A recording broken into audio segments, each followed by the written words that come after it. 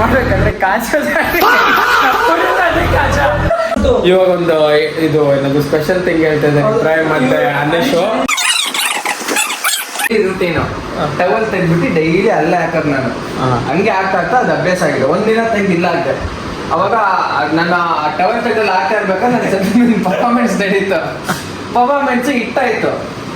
ಹಂಗೆ ಇವಾಗ ಟವಲ್ ಇಲ್ಲ ಹಾಕಿದ್ರೆ ಯೋಚನೆ ಮಾಡ್ತಾ ಅಯ್ಯೋ ನಾನು ಡೈಲಿ ಟವಲ್ ಅಲ್ಲ ಹಾಕ್ತಿದ್ದೆ, ಇವಾಗ ಇಲ್ಲ ಹಾಕಿದ್ರೆ ಪರ್ಫಾರ್ಮೆನ್ಸ್ ಏನೋ ಹೋಗುತ್ತೆ ಅನ್ಕೊಂಬಿಟ್ಟು ಆ ಕನೆಕ್ಟಿವ್ ಸಿಗುತ್ತೆ ಅಂತ ಇವಾಗ ಮತ್ತೆ ಇಲ್ಲಿಂದ ತೆಗೆದು ಅಲ್ಲ.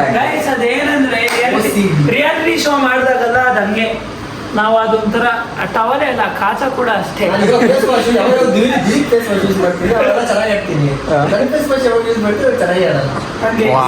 ಇದೇ ಸ್ವಲ್ಪ ಟ್ರಿಕ್ಸ್ ಇದೆಲ್ಲ. So you have to use this to come better see blog and inspire ಆಗಿ. ನಾನು ಮಾತಾಡ್ಬೇಕಾದ್ರೆ ಈ ಕೈ ಯೂಸ್ ಮಾಡಿದ್ರೆ ನಾನು ಸೋಲ್ತೀನಿ, ಈ ಕೈ ಯೂಸ್ ಮಾಡೋಣ. ಇದಕ್ ಮುಂಚೆ ಏನ್ ಹೇಳಿದ್ರು ಅಂದ್ರೆ ಹೆಂಗೆ ಅಂದ್ರೆ ಅದೇ ಕಾಚ ಹಾಕಿದ್ರೆ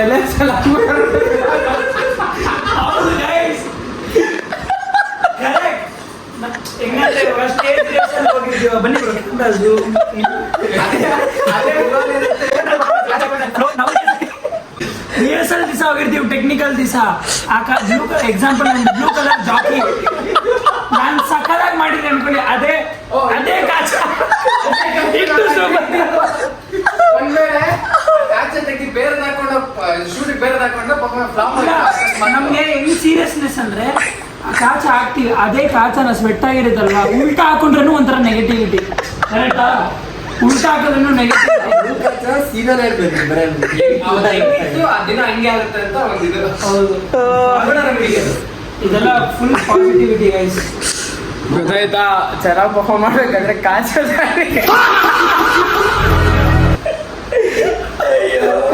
ಕಲರ್ ಮ್ಯಾಟ್ರ್ ಆಗುತ್ತೆ.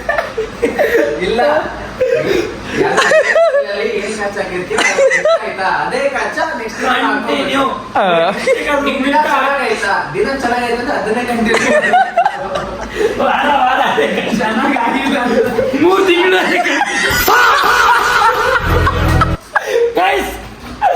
ಕಪ್ಪಡಿ ಅದೇ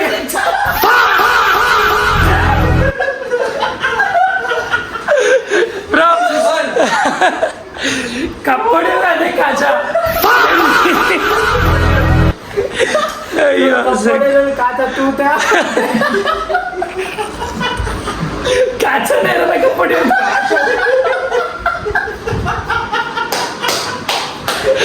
ಕ್ರೇಜಿ